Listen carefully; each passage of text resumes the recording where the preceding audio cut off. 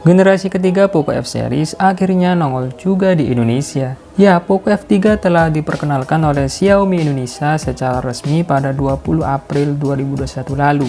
Smartphone seharga 5 jutaan ini menyapa publik bersama Poco X3 Pro. Sebagai suksesor Poco F2 Pro, Poco F3 tetap mengusung jargon yang sama, yakni flagship killer. Kenapa begitu? Soalnya sobat nggak bakalan nemu smartphone 5 jutaan lain dengan chipset premium Snapdragon 870. Nah, buat kalian yang mau beli Poco F3, ada baiknya cari tahu dulu kelebihan dan kekurangannya.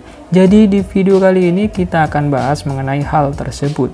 Apa aja sih kelebihan yang dipunyai oleh Poco F3? Oke, langsung aja simak pembahasannya. Pertama, layar kaya fitur. Poco F3 mengusung layar berukuran 6,67 inci beresolusi Full HD+.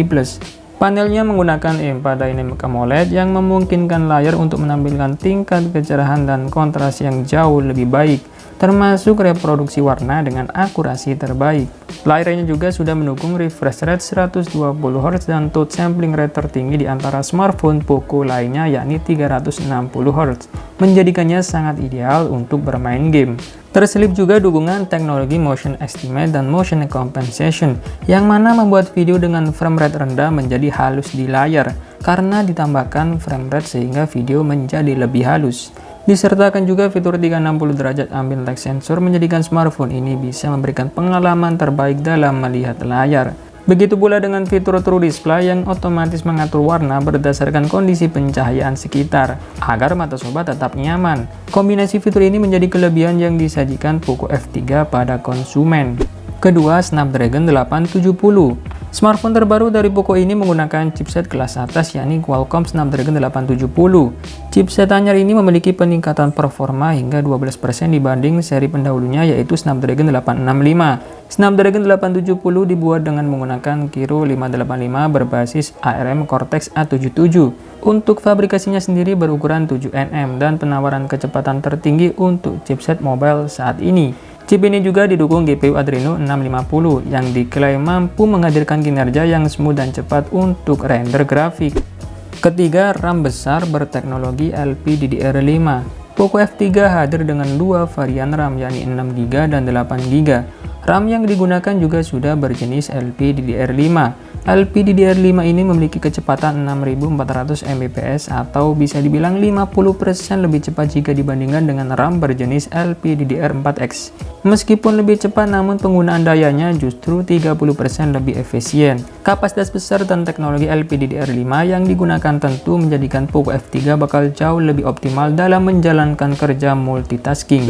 Keempat, teknologi Liquid Cool 1.0 Plus.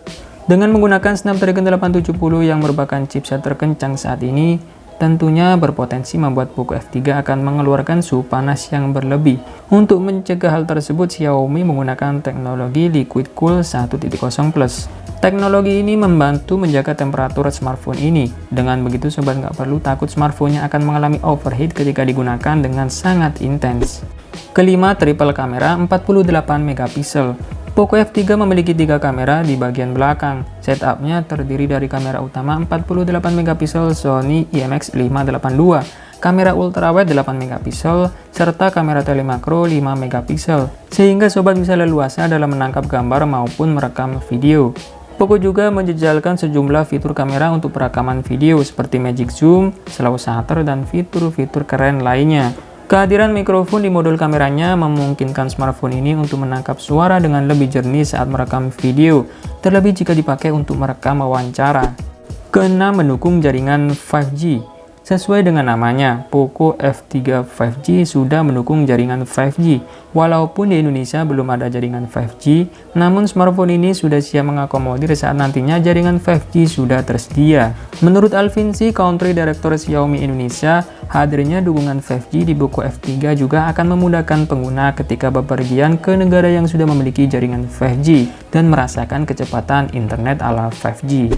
Ketujuh, harga terjangkau. Untuk spesifikasi gahar ala smartphone flagship yang ditawarkan, Poco F3 justru dibanderol dengan harga yang bisa dibilang sangat terjangkau. Smartphone ini tersedia dalam dua varian, yakni varian RAM 6GB plus memori internal 128GB dibanderol seharga Rp4.999.000, Sementara varian 8 per 256 GB dijual seharga Rp5.499.000. Pre-ordernya akan dilakukan mulai 22 April sampai dengan tanggal 27 April di JDID dan situs po.co.id. Sementara untuk penjualan perdana Poco F3 akan mulai dibuka pada 28 April. Penjualan offline juga dilakukan pada hari yang sama untuk Autorismi Store dan Autorismi Shop, serta segera menyusul pada era phone. Di balik beragam kelebihan yang ditawarkan, Poco F3 juga memiliki segelintir kekurangan. Berikut ini beberapa kekurangan dari Poco F3. Pertama, tidak ada slot micro SD. Poco F3 sudah dibekali dengan memori internal yang cukup besar, yakni 128GB dan 256GB. Kedua pilihan ini tentu tergolong sudah cukup besar untuk menyimpan file dan aplikasi. Hanya saja jika sobat butuh penyimpanan yang lebih besar lagi, Poco F3 tidak bisa mengakomodir kebutuhan tersebut. Pasalnya, tidak ada slot micro SD yang dipasangkan di smartphone ini. Dengan begitu, sobat hanya bisa menyimpan aplikasi dan file di memori internal dan tidak bisa menambahkan memori eksternal.